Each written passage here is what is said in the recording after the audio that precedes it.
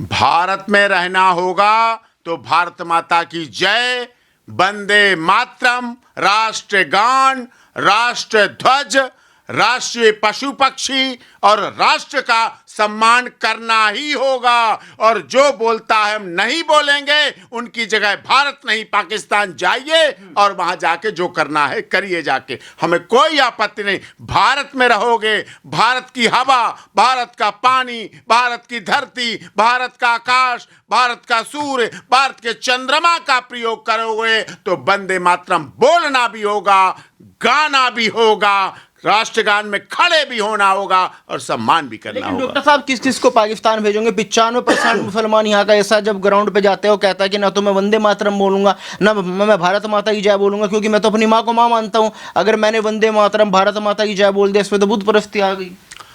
मां है इस देश में डॉक्टर एपीजे कलाम जैसे मुसलमान हुए, देश के राष्ट्रपति हुए, महामहिम राष्ट्रपति हुए, अब्दुल हमीद जैसे हमारे देश के सैनिक हुए, अशफाकुल्लाह खां जैसे हमारे देश के आजादी के लिए शहादत देने वाले हुए, रजिया सुल्ताना जैसी हमारी नायिकाएं हुई। वो मुसलमान नहीं थे, वो इस्लाम को नहीं मानते थे, वो अपनी मां को नहीं पूछते थे, उन्होंने भारत मां को बड़ी मां माना, उसको अपने जन्म देने वाली मां माना और भारत माता की जय बोली, हिंदुस्तान जिंदाबाद किया, वंदे मातरम किया, राष्ट्रगान किया, राष्ट्रीय पशु पक्षियों को प्रेम किया और हिंदुस्तान की जय जयकार की। आज उनका पूरे दुनिया में डंका बज रहा है और पूरी दुनिया कहती है ऐसे होने चाहिए डॉक्टर एपीजे कलाम जैसे महामहिम। कुछ लोग कह रहे क्या वंदे मातरम बोलने से ही देशभक्ति सिद्ध होगी? देशभक्ति अगर बोल दोगे तो क्या देश का हित हो जाएगा? क्या आपका हित हो जाएगा? वंदे मातरम, भारत में रह रहे हो, भारत की धरती पे व्यवसाय कर रहे हो, भारत की धरती पे नौकरी कर रहे हो, यहाँ कमा रहे हो, खा रहे हो, शादी कर रहे हो, निकाह कर रहे हो, बच्चा पैदा कर रहे हो, हरा कर रहे हो, सब कुछ कर रहे हो, तो वंदे मातरम कहने में अपराध क्या है? क्या गलत है? क्या जिस धरती पे खड़े हो उसकी पूजा करना, उसको सम्मान देना? अरे जिस धरती पे तुम्हारी माँ खड़ी है, जिस धरती पे तुम्हारी माँ पैदा हुई है, जिस धरती पे तुम्हारी नानी, नाना, मामा, मामी सब पैदा हुए, उस धरती को सम्मान देने में गुनाह क्या है? मुझे ये शरीयत के खिलाफ कहीं शरीयत में ऐसा नहीं लिखा, कहीं पवित्र कुरान शरीफ में नहीं लिखा। मक्का मदीना में भी तो जाते हैं, वो भी तो एक धरती है, वो भी तो एक भूभाग है, वो भी तो एक हिस्सा है, वहां पवित्रता है। और भारत में क्यों नहीं पवित्रता है? वहां भी तो पवित्रता है, तो यहां भी पवित्रता है। वहां का आब जमजम जब पवित्र हो सकता है तो भारत की गंगा का जल भी पवित्र हो सकता है, संगम का भी जल पवित्र हो सकता है, और गंगा, यमुना, सरस्वती और महानदी का जल भी पवित्र हो सकता है। अगर मक्का मदीना का आब जमजम पवित्र है, अगर वहां का खजूर पवित्र है, तो भारत का भी प्रसाद उतनी ही शिद्दत और गरिमा रखता है। आपको नहीं लगता ये अपमान है कहीं ना कहीं उन शहीदों का जो वंदे मातरम बोल के शहीद हो गए, सूली पे चढ़ गए? उन्हें क्या मतलब शहादत से? इन ऐसा बोलने वालों को कहां याद आते हैं एपीजे कलाम?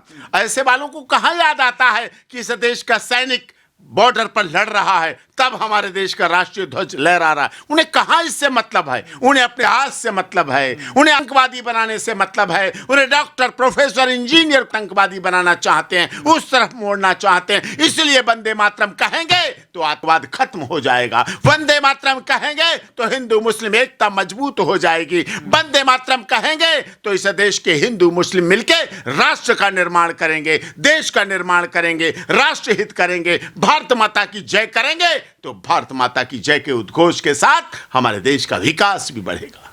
डॉक्टर साहब, जब बात आती है कानून की, तो इस देश का मुसलमान कहता है कि जो सजा मिले वो संविधान के हिसाब से मिले, लेकिन जब कोई कानून आता है वो कहता है कि संविधान को नहीं मानूंगा, मैं शरीयत मानूंगा। वो भटकाते हैं।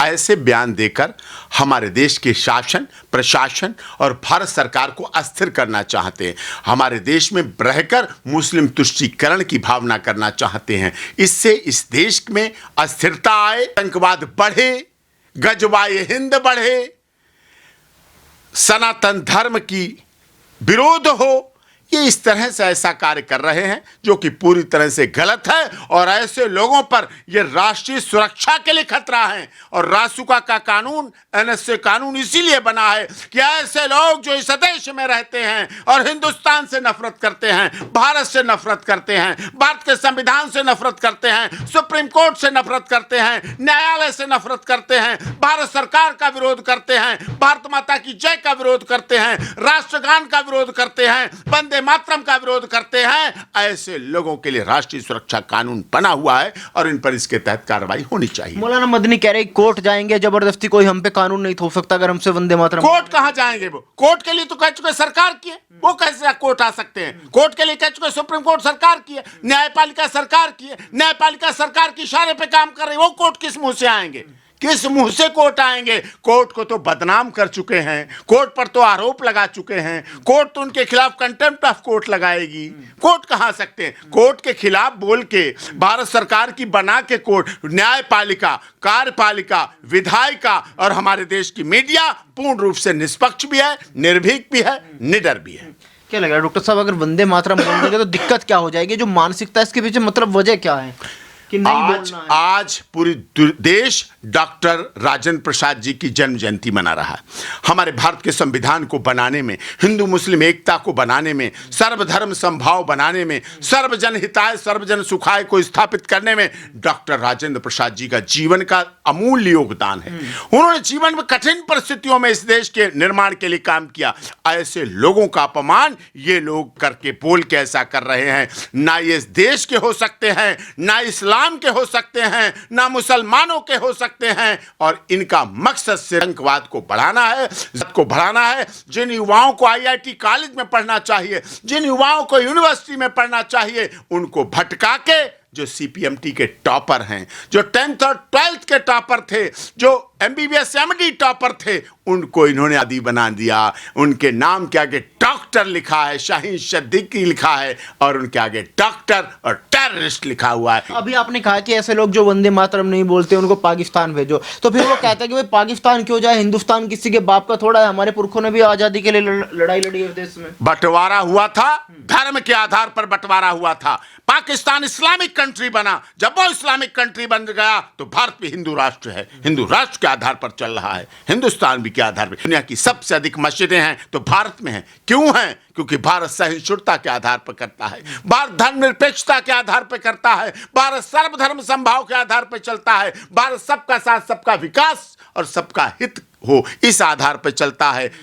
भारत सर्वे भवन्तु सुखिनः सर्वे सन्तु निरामया पे चलता है। भारत की सर्वोच्च न्यायालय पे पटल पर लिखा है धर्म और रक्षति रक्षता, ये लिखा हुआ है। इसलिए भारत को कमजोर समझा जाता है कि भारत तो अहिंसा के रास्ते पर चलता है, भारत अहिंसावादी देश है।